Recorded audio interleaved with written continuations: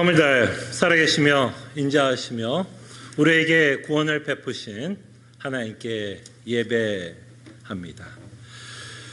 오직 여호와는 그 성전에 계시니 온 땅은 그 앞에서 잠잠할지니라. 아멘.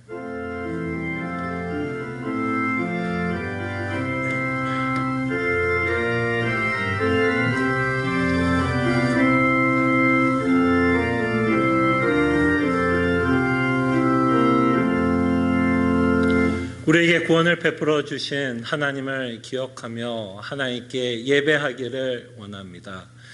잠잠히 하나님만을 바라보는 시간이 되게 하여 주시고 주님과 교제하는 귀한 시간이 되게 하여 주시고 하나님의 영광을 바라보며 이 세상에 줄 수 없는 참된 기쁨과 위로를 맛보는 귀한 예배의 시간이 되게 하여 주시옵소서. 이 시간 우리와 함께 하실 것을 믿고 이 모든 기도 주 예수 그리스도의 이름으로 기도합나이다. 아멘. 함께 찬송가 40장 찬송합니다.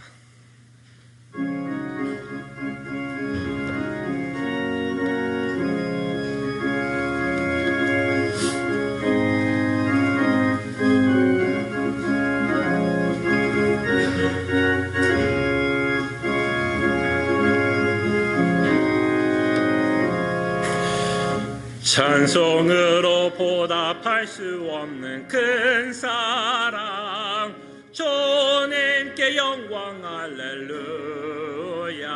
형제 자매 모두 함께 모여 찬송해 주님께 영광 할렐루야. 하나님의 자녀여 크게 찬송 부르며 밝고 거룩한 길로 기쁨으로 나아가 주의 보좌 앞으로 속히 들어가겠네. 주님의 영광 할렐루야. 우리 받은 주님 은혜 한량 없도다. 주님께 영광 할렐루야. 기쁜 찬송 부르면서 천국 가겠네. 주님께 영광 할렐루야. 하나님의 자녀여 크게 찬송 부르며 밝고 거룩한 길로 기쁨으로 나아가 주의 보좌 앞으로 속히 들어가겠네. 주님의 영광 할렐루야. 잠시 후에 우리 모두 주를 보겠네. 주님께 영광 할렐루야. 영광스러운 보좌 위에 거룩하신 주 주님께 영광 할렐루야. 하나님의 자녀여 크게 찬송 부르며 밝고 거룩한 길로 기쁨으로 나아가 주의 보좌 앞으로 속히 들어가겠네. 주님께 영광 할렐루야. 만국 백성 천국에서 소리 높여서 주님께 영광 할렐루야. 영원토록 주의 공로 찬양하겠네. 주님께 영광 할렐루야.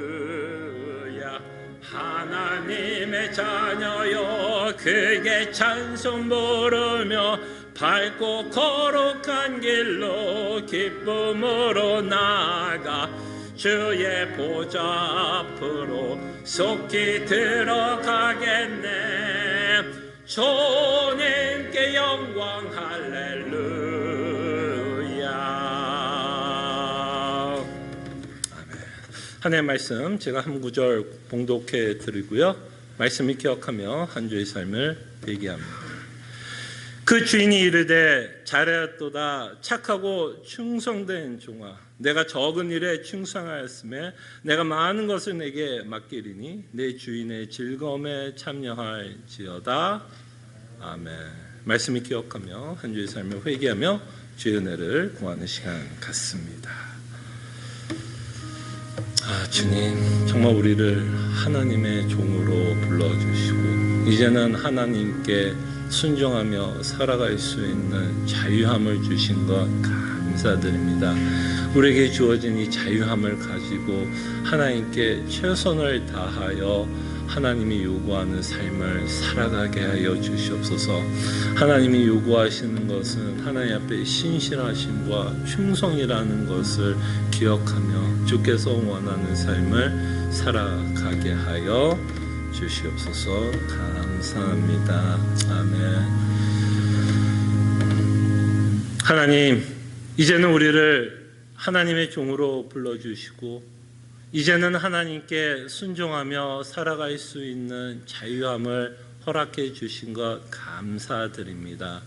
우리에게 허락한 이 자유함을 가지고 하나님께만 순종하며 주께서 원하는 삶을 살아가는 주의 백성들 되게 하여 주시옵소서. 우리가 잘할 수는 없으나 정말 하나님 앞에 충성된 종으로 충성을 바치며 살아가는 하나님의 귀한 자녀여 종이 되게 하여 주시옵소서.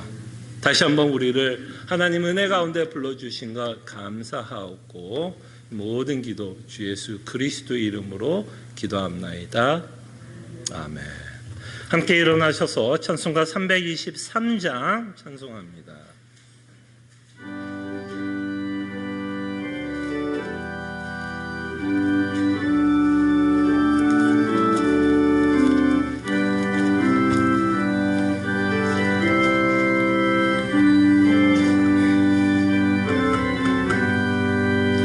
푸른마다 나서니 몸 어디든지 가오리라. 괴로우나 즐거우나 주만 따라 가오르네. 어느 누가 막으리까 죽음인들 막으리까 어느 누가 막으리까 죽음인들 막으리까. 아고 골짜 빈들에도 복음 들고 가오리다. 소돔 같은 거리에도 사랑 안고 찾아가서 종의 몸에 지는 것도 아낌없이 들으리라. 종의 몸에 지는 것도 아낌없이 들으리라. 종의 영광 모든 권세 주님 홀로 받으소서. 멸시전대 십자가는 제가 지고 가오르다. 이름 없이 빛도 없이 감사하며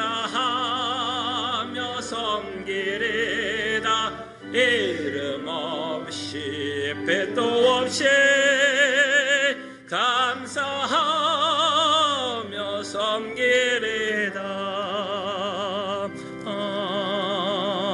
아멘. 함께 시편 교독합니다.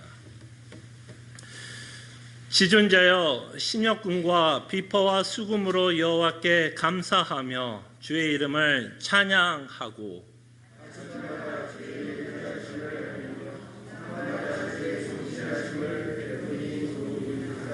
여호와 주께서 행하신 일로 나를 기쁘게 하셨으니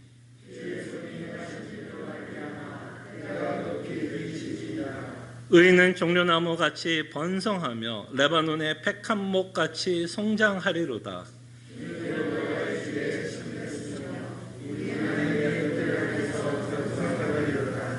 그는 늙어도 여전히 결실하며 진액이 풍족하고 빛이 청청하니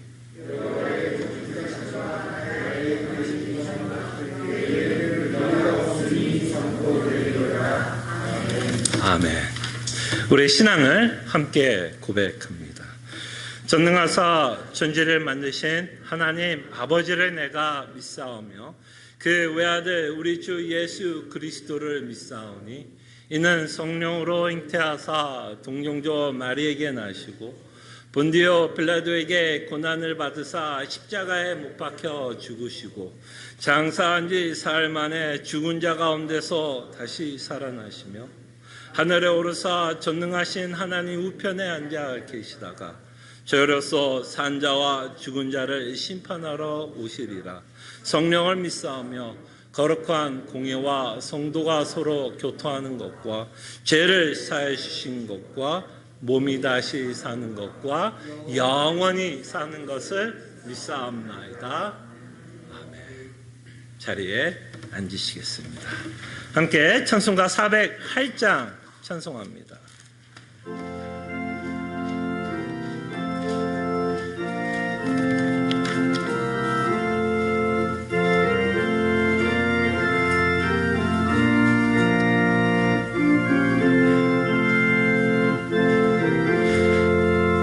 나 어느 곳에 있든지 내 마음이 편하다. 주 예수 주신 평안함 내 주만 아도다. 나의 마음속에 늘 평안해. 나의 마음속에 늘 평안해. 악한 죄 파도가 많으나 마음이 늘 평안해. 내 마음에서는 영생수 한없이 흐르니 목마름 다시 없으며 늘 평안하도다. 나의 마음속에 늘 평안해. 나의 마음속에 늘 평안해. 악한 죄 파도가 많으나 마음에 늘 평안해. 참되신 주의 사랑에 영원치 못하네. 그 사랑 내 맘 여시고 소망을 주셨네. 나의 마음속에 늘 평안해. 나의 마음속에 늘 평안해.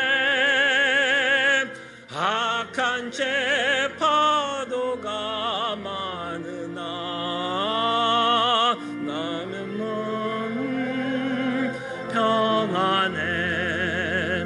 주 예수 온갖 고난을 왜 몸소 당했나. 그 함께 고난 받으면 유관 없겠네. 나의 마음속에 늘 평안해. 나의 마음속에 늘 평안해. 악한 죄 파도가 많으나 남은 평안해.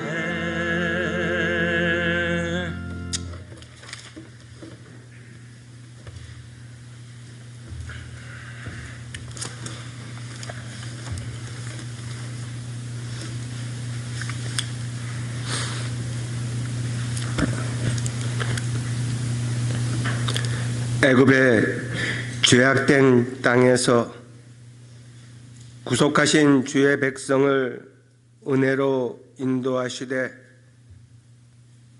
크신 권능으로 주의 성길한 초소 가나안에 들어가게 하신 하나님 아버지, 죄악된 세상에서 택하신 주의 백성을 그리스도 안에서 부르신 저희들을 십자가의 거룩한 보혈로 덧입혀 주시사 죄 없다 하시고 저 천국의 소망을 갖도록 허락하여 주심에 감사합니다.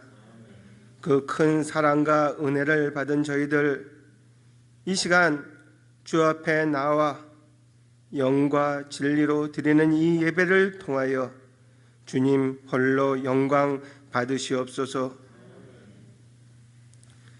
지난 한 주간에도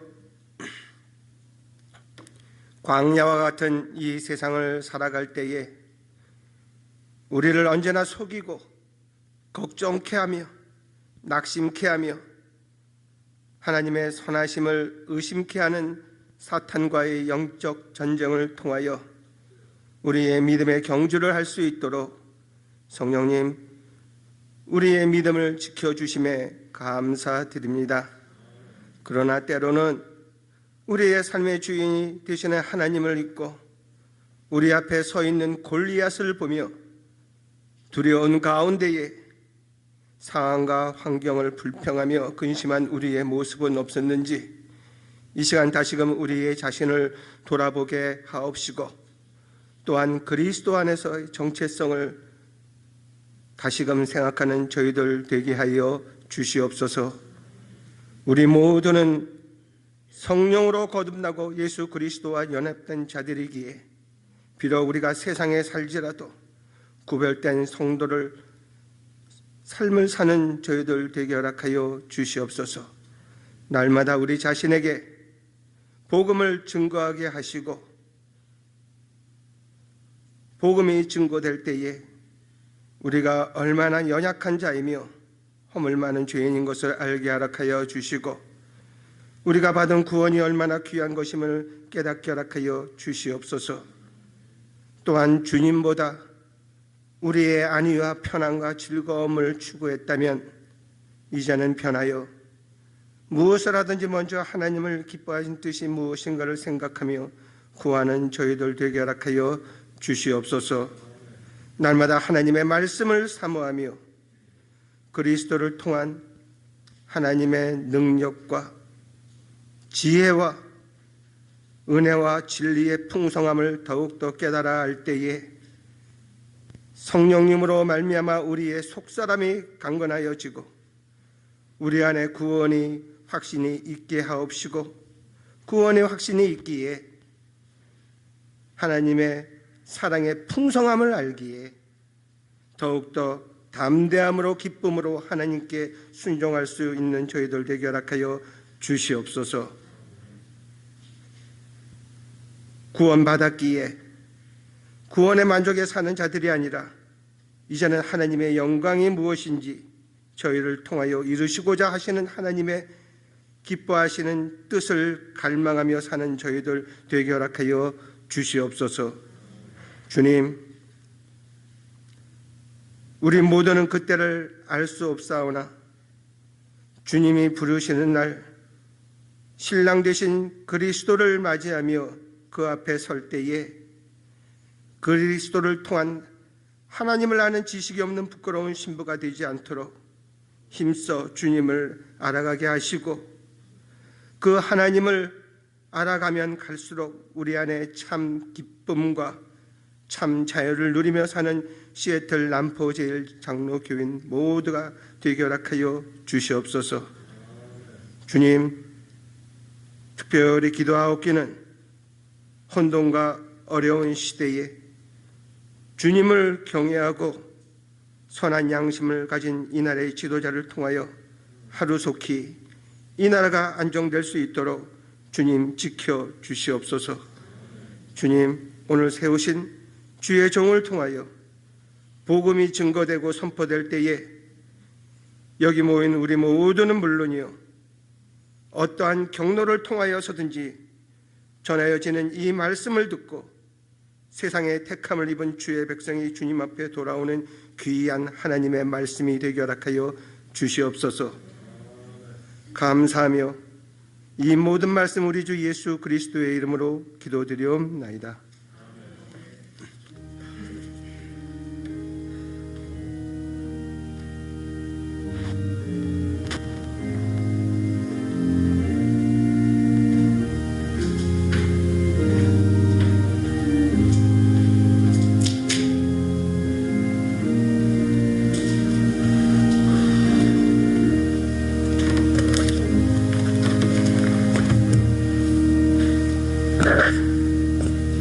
하나님의 말씀 사도행전 11장 26절입니다.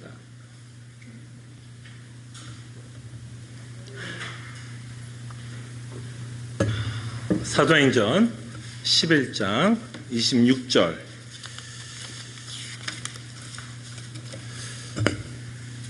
하나님의 말씀이 이러합니다. 잠시만요.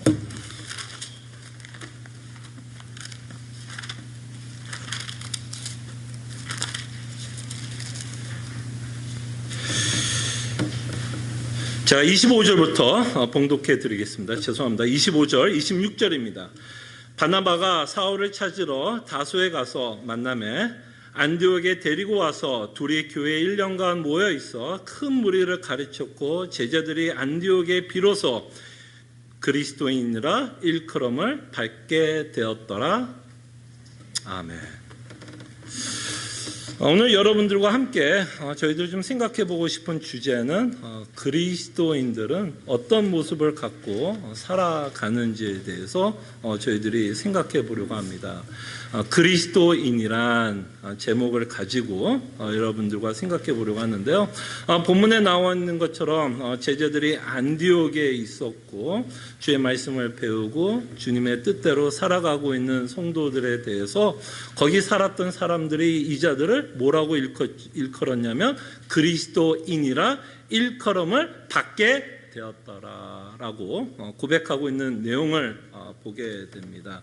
자, 이 말을 통해서 그리스도인들은 어떤 모습을 갖고 살아간다라는 거고 사람들은 그것을 본다라고 우리가 생각해 볼 수 있을 것 같습니다. 여러분들에게 좀 질문을 해봅니다. 여러분들은 그리스도인이십니까? 성도입니까? 믿는 자입니까? 예. 만약에 여러분들이 그렇다면 여러분들은 왜 그렇다라고 대답을 하십니까? 이유가 있을 거 아닙니까? 제가 질문하는 거에 대해서 여러분들이 네라고 대답하고 있다면 분명히 그 네라고 하는 어떤 이유가 있을 것입니다. 예. 그럴 때 오늘 여러분들과 함께 여러분들이 네라고 대답을 하고 있다면 다시 한번 오늘 여러분들과 함께 나누는 내용을 통해서 다시 한번 확인해 보는 시간을 가졌으면 좋겠고요.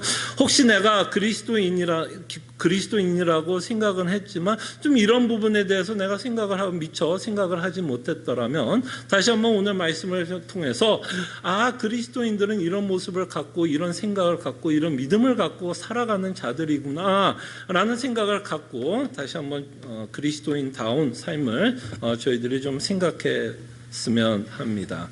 자, 그럴 때 저는 이 그리스도인이라면 이 세 가지의 모습이 있을 것이다 라고 좀 말씀을 드리고 싶습니다. 세 가지 모습이 있을 거라고 말씀을 드리고 싶어요.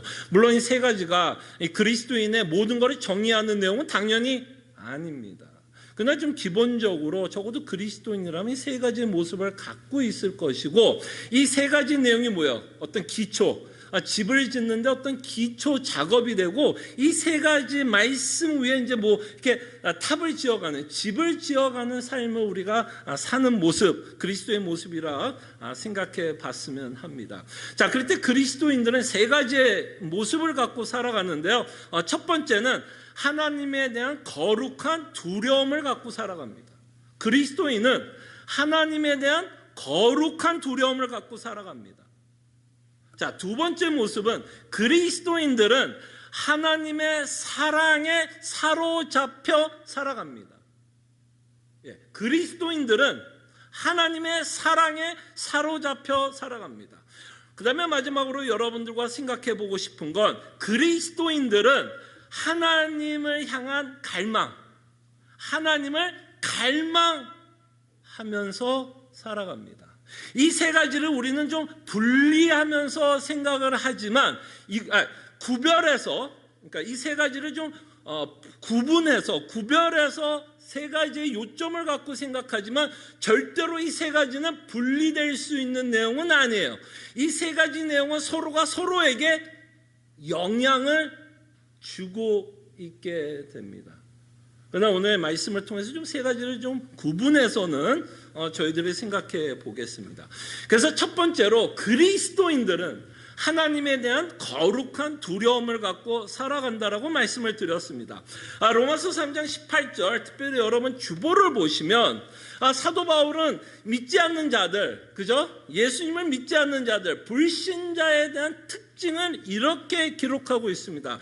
로마서 3장 18절에 보면 그들의 눈앞에 하나님을 두려움함이 없느니라 라고 말씀하고 있습니다. 그죠? 불신자들의 특징이 뭐예요? 하나님에 대한 두려움이 없다라고 말씀하고 있습니다. 그럼 신자는, 그리스도인들은, 성도라면 당연히 이것과 반대되는 현상을 갖고 살아가는 거죠. 불신자들이 하나님을 두려워하지 않고 살아간다면, 성도라면, 그리스도인이라면 당연히 하나님을 두려워하면서 살아갑니다. 자, 그럴 때 왜 성도는 하나님을 두려워하면서 살아가고 있는지를 저희들이 잠깐 좀 생각을 해보면, 하나님의 두려움은 여기서부터 시작을 합니다. 하나님에 대한 이 두려움은 하나님의 직위를 우리는 이해하기 때문입니다. 이 하이라키를 이해하는 거예요. 그럴 때 우리는 하나님을 주권자라고 고백을 합니다. 주권자고 우리는 피조물입니다. 벌써 이미 하나님이 주권자이고 우리가 피조물이면 여기서 이미 직위가 형성이 되고 있죠. 하이라키가 형성되고 있습니다. 하나님이 왕이고 우리는 종이 된다라는 것을 보게 됩니다. 이미, 그죠? 하나님이 우리를 어떻게 창조했는지를 우리가 기억하고 있다면 하나님은 왕이시고 우리는 그 왕에게 통치를 받고 살아가는 자들입니다. 그 말에는 무슨 말이 있냐면 이 하나님의 권세에 의해서 여러분과 저의 운명이 결정이 된다라는 말입니다. 이거는 운명론적으로 숙명론적으로 말을 하려고 하는 단어가 아니라 하나님에 의해서 여러분과 저의 운명이, 인생이 결정이 된다라는 얘기예요. 그의 권세를 우리가 믿기 때문에 우리는 그 권세를 생각할 때는 우리는 그 앞에서 당연히 무슨 마음이 들 수밖에 없냐면 두려운 마음을 갖고 살아가게 된다는 겁니다. 이 두려움은 어디에서 나오는 두려움이냐면 하나님의 권세를 인정하는 것에서 나오는 두려움입니다. 왜? 그분이 기준이기 때문에. 그분이 옳다라고 얘기하면 그것이 옳은 거고, 그것이 그릇되다라고 이야기하면 그것이 그릇된 거고, 하나님이 그것이 죄라고 얘기하면 그것이 죄가 되는 거고, 그것이 선하다라고 이야기하면 그것이 선하게 됩니다. 그리고 하나님은 그 죄를 짓는 거에 대해서 하나님의 심판을 하실 것이라고 말씀하면 피조물인 우리는 그것에 대해서 사실은 할 말이 없습니다. 다만 우리가 죄인이 되어 죄성이 있어 하나님께 대적은 할지는 모르지만 그 대적을 한다 그랬어도 하나님이 시편 2편에 보면 하나님이 이렇게 대적하고 있는 군왕을 보면서 비웃는다라고 말씀합니다. 웃기다라는 얘기예요. 이것들 니들이 내 앞에서 까불어, 니들이 얼마나 까부는지 한번 너네 되게 웃긴다, 이런 태도를 갖고 우리를 바라봅니다. 그렇기 때문에 우리는 하나님을 두려워할 수밖에 없어요. 마치 여러분들이 옛날, 혹시 저는 그랬습니다. 저는 선생님이 굉장히 무서웠어요. 그냥 선생님이라는 존재 자체가 무서웠어요. 그래서 선생님을 제대로 바라볼 수가 없었습니다. 더 무서운 건, 근춘아 끝나고 교무실로 딱 와. 그날 이제 제가 상장을 받을 기대를 하는 게 아니라 이제 교무실에 일단 오라 그러면 이제 어딘가 이제 아플 거를 기대를 하는 거죠. 온몸에 어딘가가 아플 거라는 기대 안에 두려움을 갖습니다. 그냥 선생이라는 존재 자체가 그분이 어떤 권세를 갖고 있기 때문에 저를 교무실로 데려올 수도 있고, 교무실에 데려와서 어느 부위를 좀 아프게도 할 수 있는 권세를 갖고 있으니까 그분에 대한 두려움을 갖고 그분을 두려움을 갖고 있습니다. 뭐 다른 예를 들자면 마치 경찰과 같은 느낌 아닐까? 여러분 운전을 하다가 이건 정말 저만 느끼는 느낌인지 모르겠어요. 여러분들도 혹시 저와 공감을 해주셨으면 감사하겠습니다. 운전하다 보면 제가 이제 사실 운전하다 보면 속도를 생각 안 하고 운전할 때가 참 많아요. 그러니까 뭐 프리웨이는 딱 정해져 있잖아요. 60마일이니까 대충 뭐 이제 알잖아요. 프리. 근데 로컬을 다니면 가끔가다 이게 45인지 30인지 25인지 모르면서도 그냥 운전할 때가 참 많아요. 그러다 막 운전하다 보다가 보면 갑자기 이제 백미러를 봅니다. 백미러 딱 보는 순간 뒤에 검정색 차. 그리고 자세히 보면 뭔가 이렇게 위에 뭔가 이렇게 달려 있어. 그리고 뭐 파란색, 빨간색 뭔가 이렇게 보여. 아, 그거 딱 보이는 순간 그냥 저는 그냥 뭐 할 것 같아요? 그냥 떨려. 야, 뭐 혹시 내가 스피딩 했나? 그냥 두려운 거예요. 왜? 경찰이 뭐가 있다는 걸 알기 때문에, 권세가 있다는 걸 알기 때문에. 저자는 나를 잡을 수 있는 권세가 있고, 나는 알지 못했으나 내가 스피딩을 하고 있었다면 저는 뭘 먹죠? 티켓을 먹게 되고 벌금을 내야 됩니다. 마치 하나님이 이런 하나님이라는 거죠. 우리는 아는 거예요. 이 하나님이 어떤 자인지 아는 거예요. 그리스도인이라는 말은 이 하나님의 주권을 인정을 하고 그의 권세를 인정하기 때문에 그에 의해서 우리의 인생이 좌지우지될 수 있는 권세를 갖고 계신 분이기 때문에 우리는 이 하나님에 대한 어떤 마음을 가질 수밖에 없냐면 거룩한 두려움을 가질 수밖에 없게 되고 그 앞에서는 우리는 겸손할 수밖에 없고 그의 기준은 언제나 선하고 옳다라고 우리는 뭐 할 수밖에 없어요? 인정할 수밖에 없는 위치에 있는 자, 이것을 믿고 고백하는 자가 누구예요? 그리스도인이다. 그리스도인이다. 예, 그리스도인. 자, 이렇게 하나님에 대한 거룩한 두려움을 그리스도인들은 갖고 살아갑니다. 그 말을 다른 말로 하면 뭐 경외라는 단어도 쓰는 경우가 성경에 있게 되죠. 자, 이것이 그리스도인이 갖고 있는 첫 번째 모습이라면 두 번째 모습은 더 중요한 내용이라고 생각을 하는데요. 두 번째 내용은 뭐예요? 그 하나님이 우리에게 베풀어 주신 사랑에 사로잡혀 사는 자들입니다. 그의 사랑에 사로잡혀서 사는 자들인데요. 디모데전서에 보면 특별히 사도 바울이 자신의 신앙을 고백하고 있는 내용을 보게 됩니다. 성경에 보면 수많은 교리와 수많은 가르침이 기록되어 있지만 그 가르침 가운데는 사실은 그 성도들이 갖고 있었던 신앙의 고백들이 묻어져 있는 것을 보게 됩니다. 오늘 이 사도는 사실은 그가 믿었던 신앙 고백을 하고 있는데 이 신앙 고백 가운데서는 사실은 일반적으로 어떠한 가르침이 있다는 것을 우리가 보게 됩니다. 자, 디모데전서 1장 13절에 사도가 뭐라고 고백하는지를 보시길 바랍니다. 내가 전에는 비방자요 박해자요 폭행자였으나 도리어 국류를 입은 것은 내가 믿지 아니할 때 알지 못하고 행하였습니다.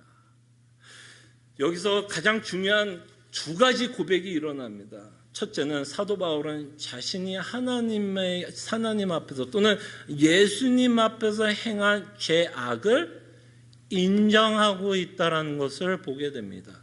30년이 지나고 그저 회심 후 이 디모데 전후서가 이제 거의 아마 사도 바울이 이제 거의 이제 그 마지막에 쓰여진 서신서 중 하나 아닙니까? 이제 죽음을 앞두고 디모데에게 마지막까지 유언과 같이 유서와 같이 쓰고 있는 그죠? 서신서 아닙니까? 그런 서신서에서 자신이 누구인지에 대한 뼈저란 고백이 기록되어 있습니다. 내가 전에는 예수 믿기 전에는 어떤 자였는지 디모데야 알지 않느냐. 나는 어떤 자였냐면 비방자요 박해자요 폭행자였다. 예수 그리스도께서 피로 사신 교회 성도를 핍박했던 죄인이었다. 나는 누구였는지 아느냐? 나는 하나님과 사실은 원수였다. 그렇지 않아요? 원수였다. 이 말에는 무슨 말이 있을까요? 이 말은 무슨 말이 있을까요? 사도가 뭘 얘기하고 싶을까요? 나는 사실 하나님으로부터 사랑을 받을 자격이 없었다.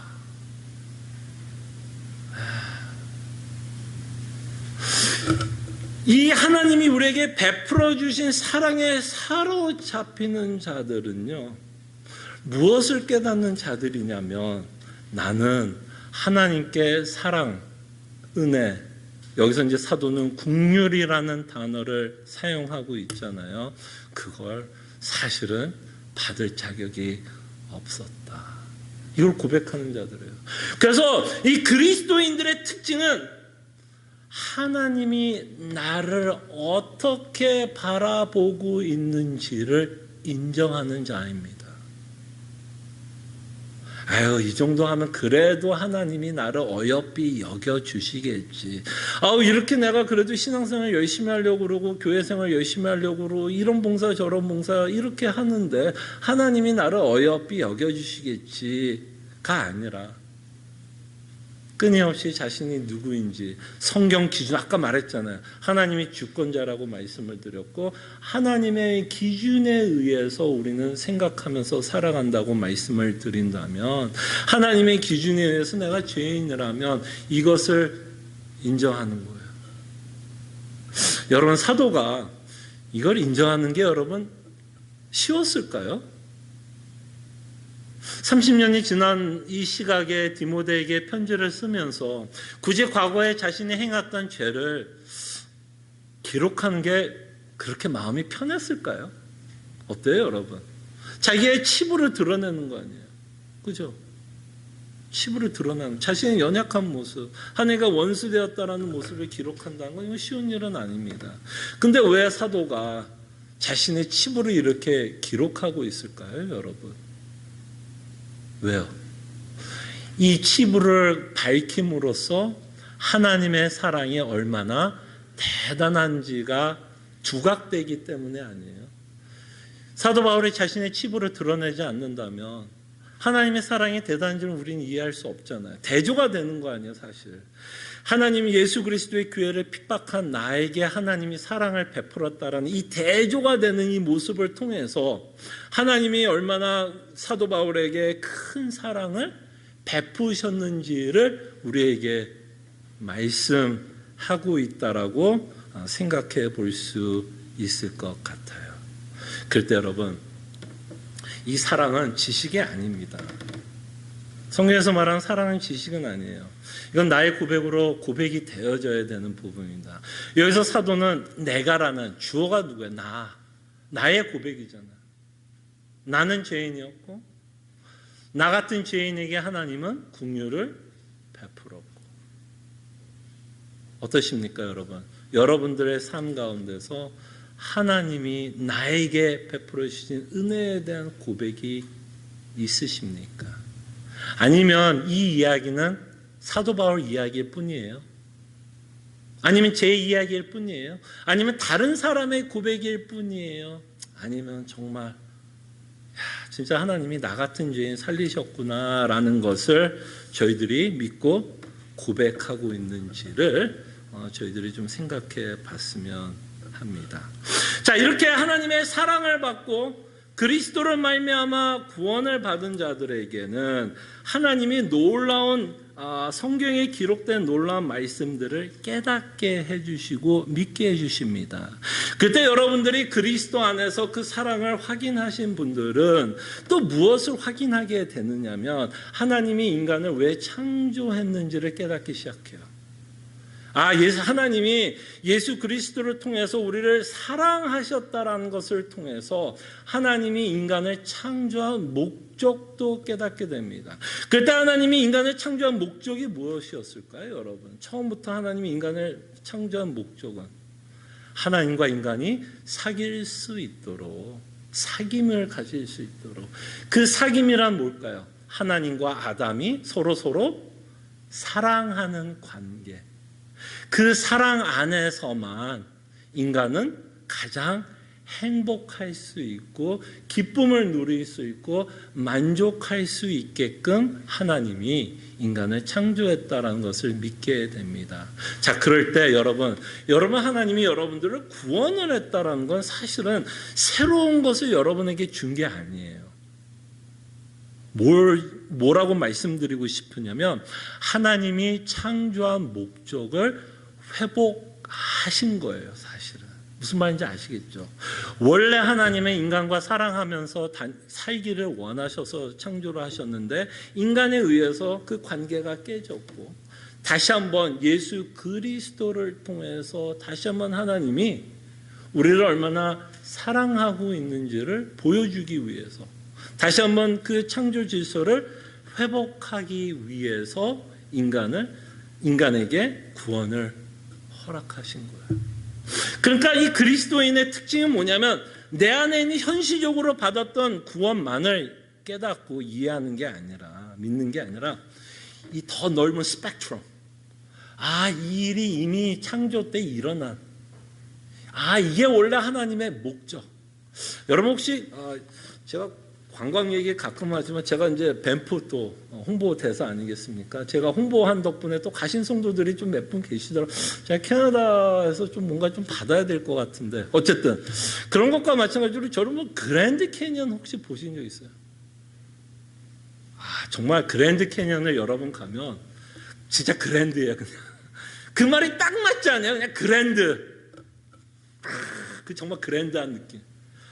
정말 이 그리스도의 사랑을 받고 구원을 받은 자들은 이제 어떤 걸 보냐면 하나님의 그랜드 플랜을 보는 거예요. 대단한. 하나님이 왜 세상을 창조했고 왜 하나님이 우리를 구원한 그 그랜드한 그 넓은 그 심오한 세계를 우리는 보게 됩니다. 그래서 우리는 이 그랜드 플랜을 우리가 이해할 때는 하나님이 인간을 창조했던 목적이 하나님 안에서만 그러니까 하나님만을 사랑할 때 인간은 가장 행복하다라는 것을 우리에게 또한 가르쳐 준다라는 것이죠. 그럴 때 하나님과의 관계가 사실은 깨질 때가 언제냐면 우리가 수많은 우상들을 섬길 때 그 관계는 깨지게 되고 이 우상을 섬긴다라는 말은 사실은 어떤 말이 포함되냐면 하나님의 창조 목적을 뭐 하는 거예요? 사실 깨는 거 아니에요. 그게요. 사실 우상을 섬긴다는 게. 사실 우상을 섬긴다라는 게 뭐예요? 영적으로 우리가 뭐 하는 거죠? 바람 피우는 거예요. 창조 질서를 무시하는 거고 또 예수를 믿는 우리에게는 신랑 대신 예수님이 계시는데 신부인 우리가 우상을 섬기고 그 안에서 만족하고 그 안에서 어떤 즐거움과 기쁨을 찾으려고 하면 그게 뭐 하는 걸까요? 영적 간음. 영적으로 예수님에게 바람을 피우고 있는 우리의 모습이라고 저희들이 생각해 볼 수 있을 것입니다. 그래서 이 창조의 목적을 우리가 이해를 하고 믿고 있다면 우리는 이런 결론이 나오게 됩니다. 우리가 사랑해야 할 제1 우선순위는 하나님이라는 것을 알게 돼요. 그리고 우리에게 구원을 베푸신 것을 통해서 다시 한번 하나님만을 사랑해야 한다라는 것을 우리에게 말씀합니다.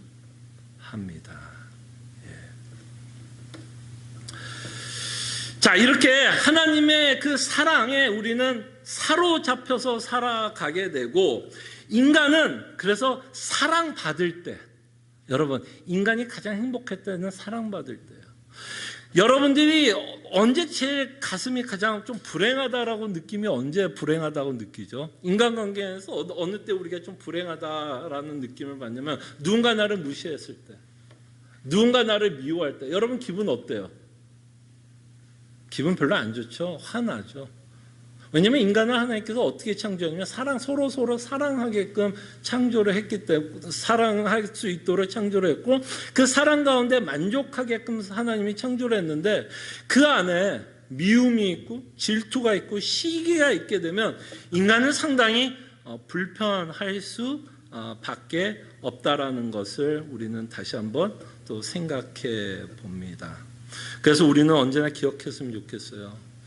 여러분과 제가 행복을 원하고 여러분들의 삶 가운데서 기쁨을 원한다면 그 기쁨은 하나님의 관계 안에서만 가능하다라는 것을, 이걸 뭐예요? 믿는 거예요. 믿는 거예요. 이걸 뭐라고 불러요? 그리스도인이다. 그리고 그런 자가 하나님의 사랑에 사로잡혀 살아가는 자다라고 우리가 생각을 해봤으면 합니다. 마지막으로 여러분들과 한번 생각해 보고 싶은 건, 이 그리스도인들의 특징은 뭐냐면요, 하나님에 대한 거룩한 갈망을 갖고 살아갑니다. 여러분, 누군가를 사랑해 보신 적 있으세요? 여러분들 누군가 그 연애, 지금 여기 계신 분들이 대부분 저보다 조금 나이가 이제 드신 분들이 많다 보니까 이제 연애했던 기억나세요? 명동거리를 팔짱 끼고 걸었던, 눈 내리는 그 캐롤송을 들으면서 둘이 팔짱 끼면서 걸었던 그 기뻤던 순간, 그 기억은 이제 다 없어졌죠. 이제 정으로, 의로 살죠, 우리가 이제. 여러분, 연애할 때 어때요, 여러분? 누군가를 사랑하면요, 그 연애가 너무 길고 뭐 생각이 안 난다면 여러분 자녀들 한번 생각해 보세요. 자녀들. 여러분, 누군가를 사랑하면요, 그 상대에 대해서 우리는 갈망하게 돼요. 그 갈망이라는 단어가 좀 어렵게 들릴 수 있는데요, 이 갈망이라는 게 다른 게 아니에요. 그 상대에 대해서 관심을 갖게 됩니다. 관심을 갖게 돼요. 그게 갈망입니다. 관심을 갖게 돼요. 여러분, 우리 가운데 이제 그 자녀와 같이 사는 가정이 있지만 좀 자녀와 떨어져 사시는 부모님들 계시죠. 여러분, 떨어져 사는 자녀에 대해서 여러분 갈망이 있어요, 없어요? 그 말을 어렵게 생각하지만 관심이 있어요, 없어요? 그리고 전화 안 오면 어때요? 전화 안 오면 여러분 어때요? 기분 좋아요, 안 좋아요? 전화해주면 귀찮아도 좋죠. 지금 바빠 죽겠는데도 전화하면 좋죠. 거기다 손자, 손주까지 막 목소리 들으면 더 좋죠. 그게 관심이에요, 관심. 그리고 그 사랑하는 대상에 대해서는요, 미주얼 코주얼 얘기 들어도 재밌어. 엄마, 나 오늘 멸치볶음 만들었어. 뭐 별것도 아니야.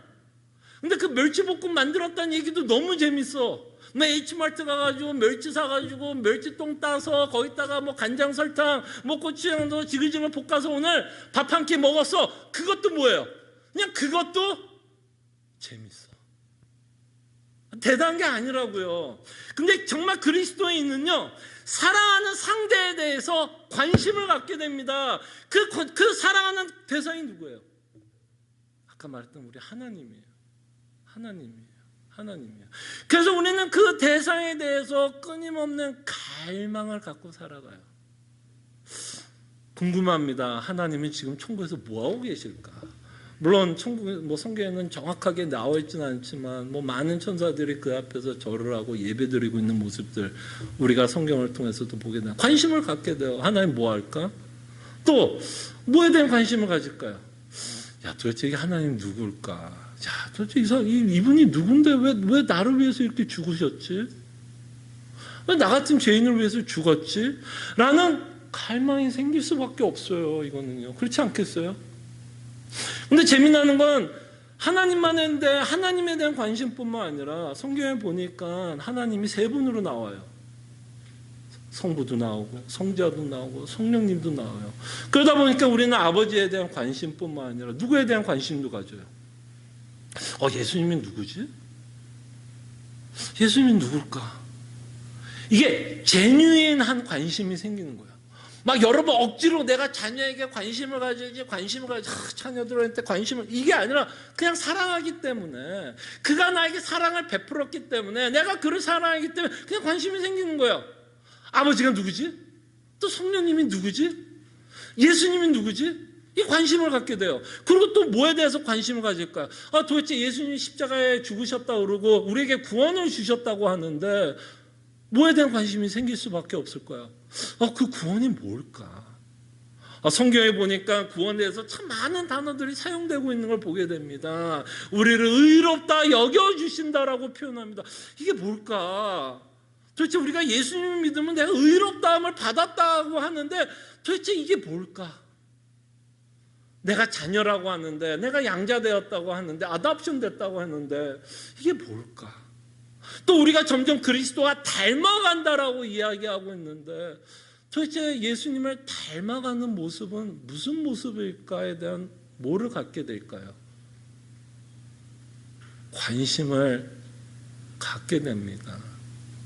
왜 관심을 가져요? 사랑하기 때문이에요.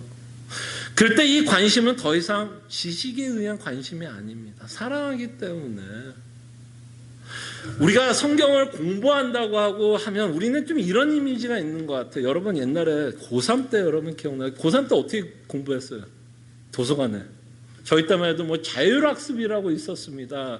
10시까지 11시까지 그냥 그 학교 도서관에 일렬로 쭉 앉아서 정석 피고 성문 종합 피고 그냥 달달달달 외우는 거예요. 왜 외우는지도 몰라. 그냥 대학교 가야 된다 그러니까 그냥 지식이에요. 그냥 지식을 그냥 머릿속에 집어넣는 거예요. 그러나 우리가 하나님과를 알아가는 지식은 그런 지식이 아니에요. 이건 인격적인 지식이에요. 이 하나님이 누구인지에 대한 정말 진실되게 알아가고 싶은 마음. 그 마음이 우리 안에 있다라는 거고 그 마음이 우리 가운데 생기게 된다는 겁니다. 그래서 우리는 또 관심 있는 게 뭘까요? 예수님이 교회를 위해서 죽으셨다라고 말씀을 하고 있죠. 그럼 우리가 어디에 좀 관심을 가져야 될까요? 예수님이 죽으신 대상이 교회라고 이야기합니다. 그럼 예수님이 죽을 만한 가치가 있다라는 얘기예요? 없다라는 얘기예요? 있다라는 얘기죠. 이 교회가. 그럼 예수님이 도대체 교회가 뭐길래 이 예수님이 교회를 위해서 죽었다라고 표현을 하는지. 그럼 우리는 당연히 예수님이 교회를 위해서 죽으셨다 그러면 뭐에 대한 관심이 당연히 있어야 될까요? 교회에 대해서 정말 진실한 정말 관심이 있어야겠죠. 그 다음에 마지막으로 저희들이 또 생각해 볼 수 있는 건 예수님이 믿으면 천국 가서 산대요. 그럼 정말 우리가 천국이라는 곳에 좀 관심을 가져야 되지 않을까요, 여러분? 천국에서 우리가 뭘 하면서 평생을 살 거지? 그저 우리가 이 땅에 살다 보니까 천국을 생각하기가 쉽지 않은 거는 알겠어요. 저도 그렇지 못할 때도 있으니까. 근데 여러분 집을 샀으면, 여러분 이제 에스코로 끝나면 이제 집 사서 들어가면 여러분들이 살 집에 대해서 관심이 있어요, 없어요? 그 집에 들어가면 뭐부터 고쳐야 되지? 그때 보니까 이게 약간 하수구가 좀 약하던데 이거 에스코로 끝나기 전에 이 전주인한테 고쳐달라고 이 얘기를 해야 되나? 아니면 이거 에스코로 끝난 다음에 이 가격을 깎아서 들어가야 되나? 또 여러분 집에 들어가면 집이 이제 조금 낡았으면 찬장도 고쳐야 안 고쳐요? 찬장을 고친다면 어떤 식으로 고칠까? 그 찬장을 고치려면 그 부엌이 넓이가 어떤지, 좁은지 큰지 재봐야 돼요, 안 재봐야 돼요? 그리고 그 집에 어떤 색깔이 어울릴지 안 어울릴지 여러분 고민할까요, 안 할까요? 여러분들이 살 집이라면 고민돼요, 안 돼요?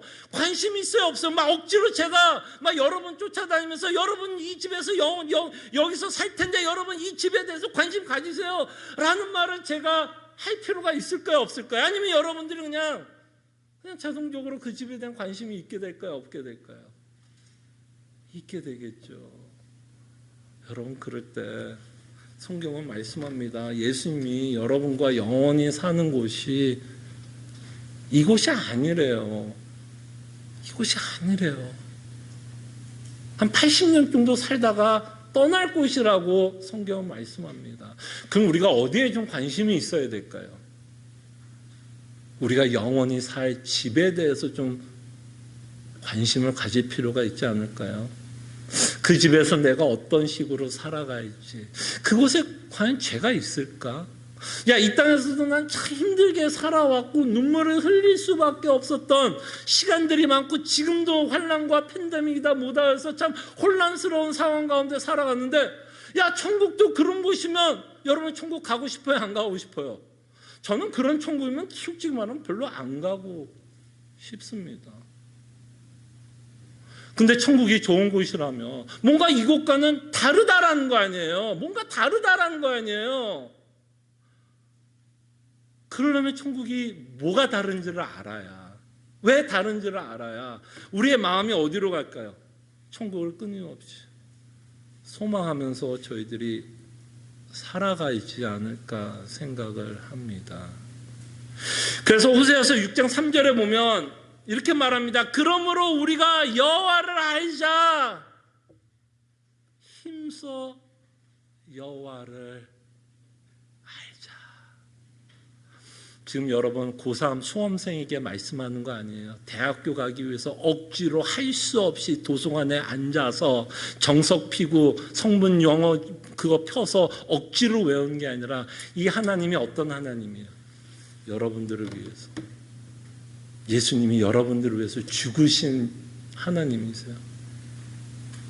그 예수님이 여러분들에게 여호와를 알자, 힘써 알자라고 여러분들에게 명령을 하고 있다면 우리 귀찮게 하시는 거예요? 막 귀찮게 하는 거예요. 막 억지로 야, 너 제발 나 좀 알아줘. 이게 아니잖아요.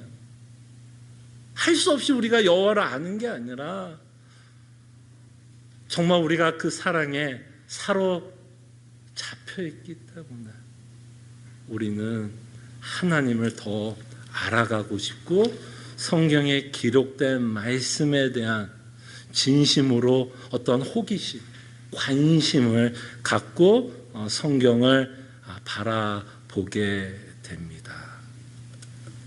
그럴 때 이 갈망은 또한 이렇게도 설명해 보고 싶습니다. 우리가 하나님에 대한 갈망은 이래서 갈망이 생겨요. 우리는 은혜 없이 살 수 없기 때문에 하나님에 대해서 갈망하면서 삽니다. 살아보니까 이 땅의 것들이 나쁘지는 않았어요. 좋은 것도 있었지만 결국 이 땅에 살아보니까 솔로몬이 고백한 대로 참 헛된 인생이라는 것을 맛보게 됩니다.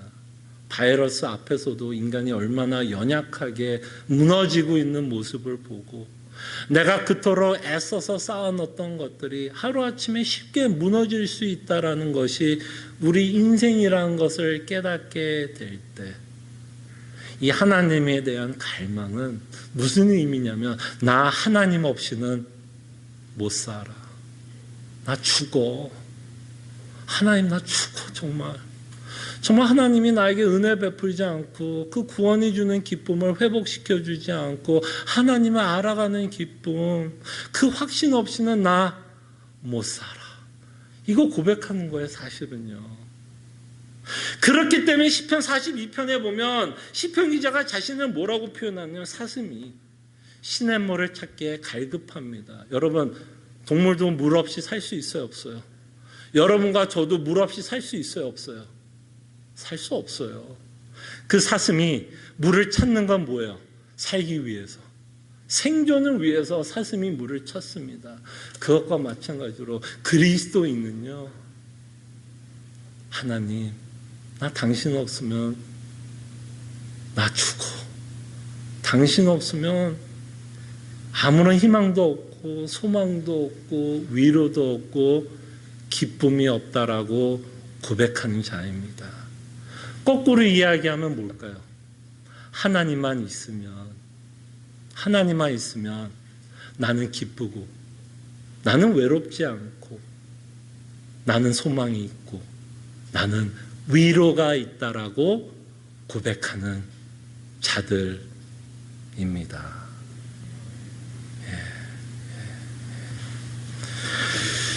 그래서 우리의 삶 가운데서 우리가 그리스도인이라면 저희들은 이 세 가지의 어떤 기초를 좀 우리가 이렇게 기초를 좀 레이아웃 했으면 하는 거예요. 하나님에 대한 거룩한 두려움을 갖고 살아갑니다. 하나님이 주권자라는 걸 인정하고, 그리고 우리는 그 하나님의 사랑에 사로잡혀 살아가게 되고, 그 하나님의 사랑 때문에 우리는 고백합니다. 나는 하나님 없이 못 살아. 하나님만이 나의 소망이고, 하나님만이 나의 위로이고, 하나님만이 나의 참된 만족이라는 것을 고백하면서 사는 자, 이 자가 저는 그리스도인이다라고 생각을 합니다. 이 아침에 우리가 기도하죠. 이 모든 것들이 하루아침에 된다는 것도 아니지만 우리가 정말 하나님께 기도했으면 합니다. 정말 하나님을 거룩하게 두려워할 수 있도록, 그리고 예수 그리스도의 십자가를 통해서 우리에게 밝혀진 그 사랑에 사로잡힐 수 있도록, 그리고 그 사랑에 사로잡히기 때문에 하나님에 대한 진심 어린 관심, 그에 대해서 알아가고 싶은 마음, 그리고 더 나아가서 말씀에 대한 관심 가질 수 있도록, 그리고 마지막엔 정말 나는 하나님 없이는 못 살 것 같아요.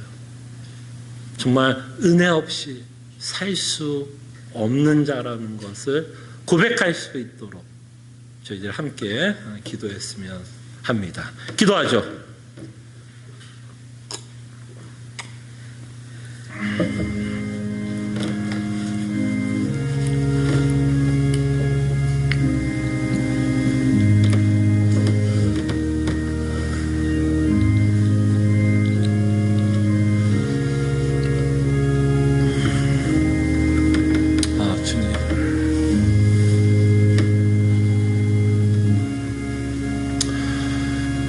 주님, 정말 주님을 주권자로 믿고 살아가게 하여 주실 때에 정말 하나님 앞에 거룩한 두려움을 갖고 살아가게 하여 주시고, 다시 한번 예수 그리스도께서 십자가에 보여주신 그 사랑에 우리가 사로잡혀 살아가게 하여 주실 때에 정말 하나님을 향한 거룩한 갈망을 갖고 살아가게 하여 주시옵소서. 그를 향한 관심을 갖고 살아가게 하여 주시고, 정말 하나님 없이는 살 수 없다라는 그 고백을 갖고 살아가는 주의 백성들 되게 하여 주시옵소서. 참으로 감사합니다. 저희들을 그리스도인이라 불러주시고 믿는 성도로 불러주신 것 감사드립니다. 그럴 때에 주님, 적어도 이 세 가지 내용은 우리가 믿고 살아가게 하여 주시옵소서. 하나님이 주권자이기 때문에 하나님에 대한 거룩한 두려움을 갖고 살아가게 하여 주시고, 예수 그리스도께서 십자가에 죽으셨던 이 사건을 통해서 하나님이 나와 같은 죄인을 사랑하고 계시다라는 것, 이 사랑에 우리가 사로잡혀 살아갈 수 있도록 은혜를 베풀어 주시옵고, 이로 말미암아 참으로 하나님을 갈망하며 살아가게 하여 주시옵소서.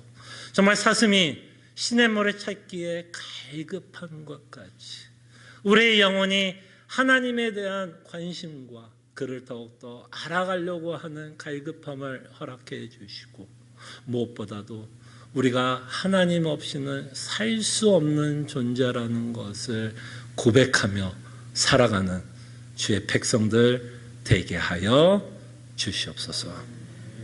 감사하고 살아계신 예수 그리스도 이름으로 기도합나이다. 아멘. 함께 일어나셔서 찬송가 526장 찬송합니다.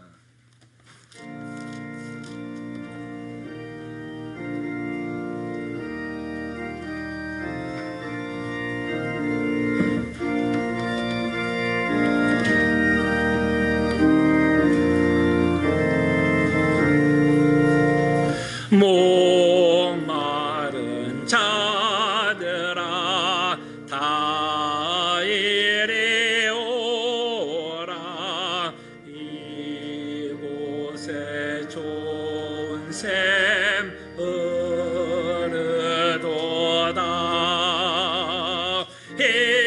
힘쓰고 애씀이 없을지라도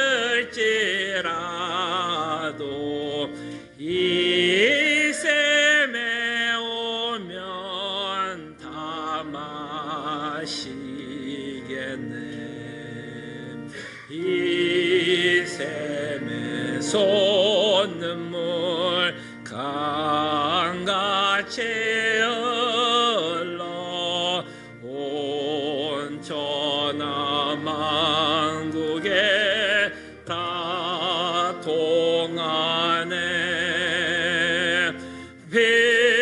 빈부나 귀천에 분별이 없이 다 와서 쉬고 또 마시겠네.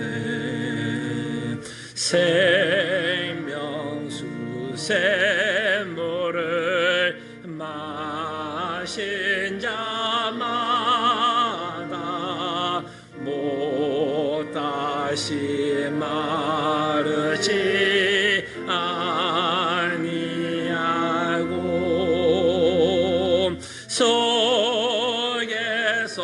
솟아나 생수가 되어 영원히 솟아 늘 풍성하네.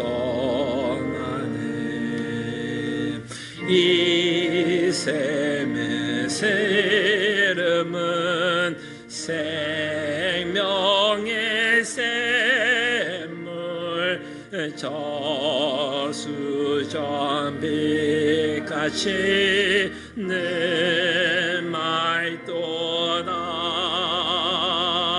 어린 양 보좌가 근원이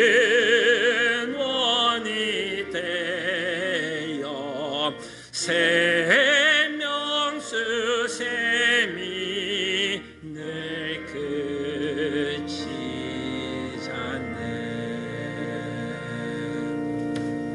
아멘. 하나님의 백성들이여, 하나님이 주시는 축복의 말씀 받으시기를 바랍니다.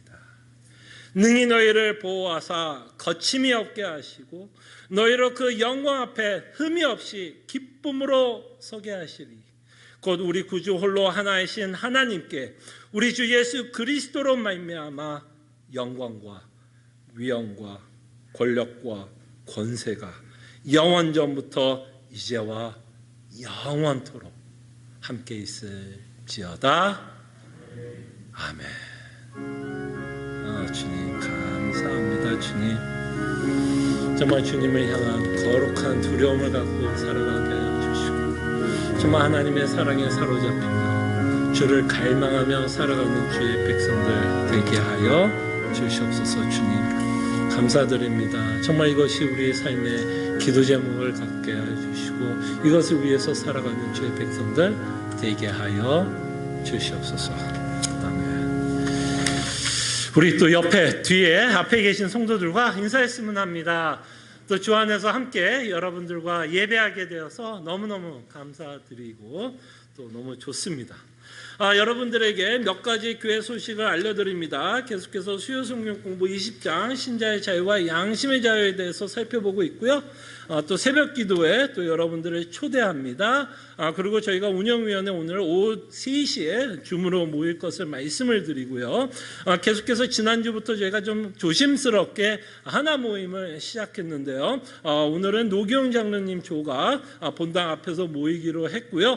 지난주 제가 말씀드렸던 말씀을 좀 기억하시면서 서로가 서로의 기도 제목을 나누고 또 서로를 위해서 또 기도하는 귀한 시간을 가졌으면 합니다.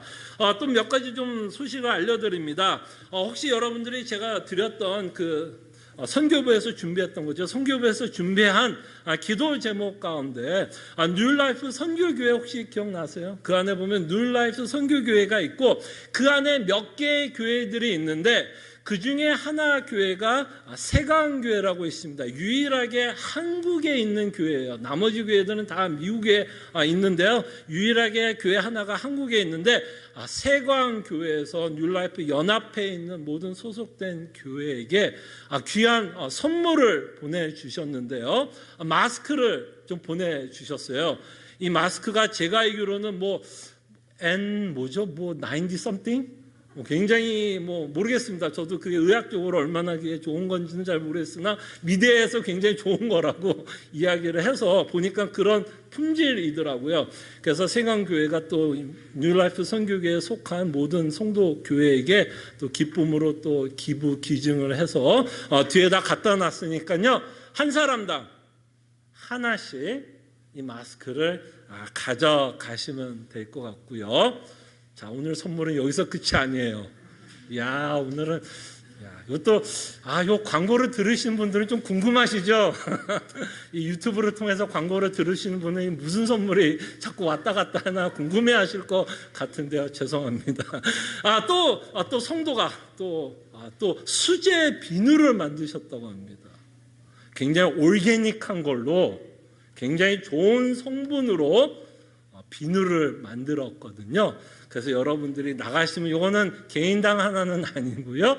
가정당 하나 비누를 가져가시면 될 것 같고요. 자, 여기서도 끝이 아니에요. 야, 이 교회는 그냥 너무 그냥 사랑이 풍성하고 서로 나누기를 원하는데요. 또 여러분들이 또 가시다가 또 출출할 수 있잖아요. 벌써 11시 12분이면 여러분들이 좀 출출할 수 있는데 아침에 먹는 것 중에 가장 좋은 음식 가운데 하나가 뭐죠? 그렇죠. 야, 또 아시는군요. 그래서 또 무명의 성도가 사과를 준비했는데요. 이 사과는 그냥 사과가 아닙니다. 자신의 목숨을 걸고 나무 위에 올라가서 직접 딴 사과입니다. 이건 그냥 여러분 그냥 사과가 아니에요. 그냥 마트에서 산 그런 사과가 아닙니다. 예, 생명과 같은 사과. 예. 그래서 뒤에 좀 사과가 좀 준비되어 있어요. 그러니까 이거는 아마 여러 개는 못 가져갈 수 있지만 좀 그 안에 저 사과 있으니까 좀 여러분들이 적당히 나누셔서 가지고 가시면 될 것 같습니다. 오늘 요거 3가지만. 요러면 또 스포일 될까봐 또 두렵네요. 또 이렇게 계속 매주마다 뭐가 나오면 또 다음 주에 또 혹시 다음 주는 모릅니다. 다음 주엔 뭐가 준비될지는 몰라요. 이거 부담 주려고 하는 얘기 아닙니다. 여러분들에게. 그냥 사랑의 표시로 성도들이 여러분들에게 나눠주는 걸로 여러분들이 받으시면 될 것 같고요. 그냥 성도 한번 여러분 좀 업데이트 해드리겠습니다. 여러분들이 아시는 것처럼 박경자 권사님의 소식을 여러분들 아마 제가 전해드린 적이 있고 여러분들이 박경자 권사님 위해서 기도하신 줄 압니다. 키모가 제가 알기로는 이제 끝난 걸로 제가 들었고요. 다시 이 CT 촬영을 했더니 암이 전이가 안 되고 아주 깔끔하게 잘 치료가 됐다라고 하십니다. 그래서 여러분 정말 기도해 주신 거 너무 감사하고 혹시 또 시간이 되시고 좀 관심 있으신 분들은 또 권사님한테 한번 전화 드려서 소식 들었고 너무너무 감사하다라는 것을 좀 표할 수 있다면 그것도 우리가 서로 사랑을 좀 나누는 모습이 아닐까 생각을 합니다. 그렇지만 또 이 암이라는 건 언제 또 재발할 수 있는 것이기 때문에 여러분 끊임없이 권사님 좀 기억해 주시고 기도해 주시고 암의 치료함보다 그의 믿음이 더 이 일을 통해서 더 자라날 수 있는 시간이 될 수 있도록 기도해 주시면 감사하겠습니다. 감사합니다.